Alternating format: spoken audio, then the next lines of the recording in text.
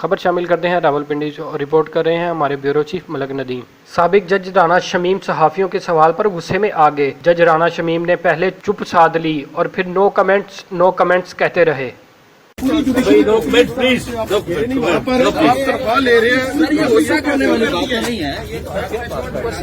नहीं ना करें ना, फिर मैं नहीं कुछ जवाब नहीं दूंगा जी। सॉरी साहब, सदर पाकिस्तान बनने की पेशकश हुई थी आपको? साहब केस से हट के वैसे सवाल है, मियां साहब से मुलाकात हुई थी, इस पर आप गरीब रह गए।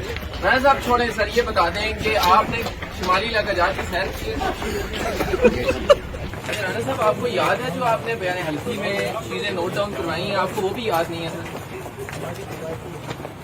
वो तो बता दें थोड़ी सी, जो आपने अभी रिसेंटली बयान हल्की रिकॉर्ड करवाया था।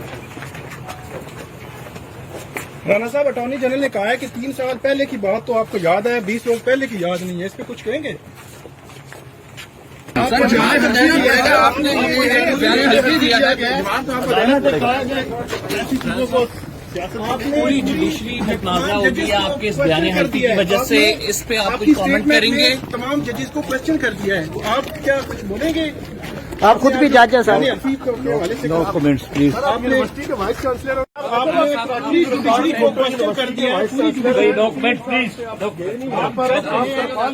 सर ये गुस्सा करने वाली बात तो नहीं है, ये तो नहीं ना करें ना, फिर मैं नहीं कुछ जवाब नहीं दूंगा जी।